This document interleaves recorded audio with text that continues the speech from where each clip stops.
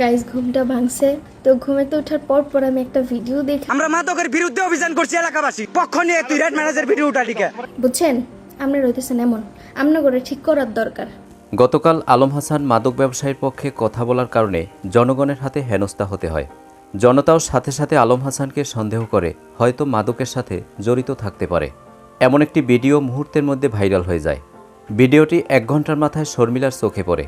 শর্মিলাও সাথে সাথে ফেসবুক লাইভে চলে আসে। শর্মিলা আলম হাসানের উপরে অনেক রেগে যায়। শর্মিলা বলে, তোমাকে কেন এইসব মানুষের পাশে যেতে হবে? তুমি কেন সতর্ক থাকতে পারো না? দর্শক চলুন আলম হাসানের ভিডিওটি দেখার পরে শর্মিলা কি এমন মন্তব্য করেছিল।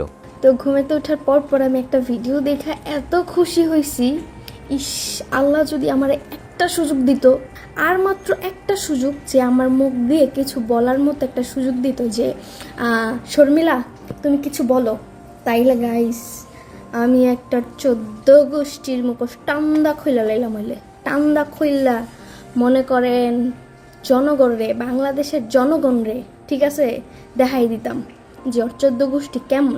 জনগণ তো ভালো না, বুঝছেন। মনে করেন আমগো বাংলাদেশের জনগণের আমরা যা খাওয়াই তাই খায়, ঘুরে ফিরে দোষ পরে কার? মাইয়া গো, মাইয়ারা যায় কে, বুঝছেন। আমরা রইতেছেন এমন, আমরা করে ঠিক করার দরকার। ইস, একটা সুযোগ যদি পাইতাম বলার মতো একবারে। দর্শক কেমন লাগলো আজকের আপডেট পেয়ে অবশ্যই কমেন্ট করে জানিয়ে দিন। আর ভিডিওটি যদি ভালো লাগে লাইক কমেন্ট সাবস্ক্রাইব করে আমাদের পাশে থাকুন।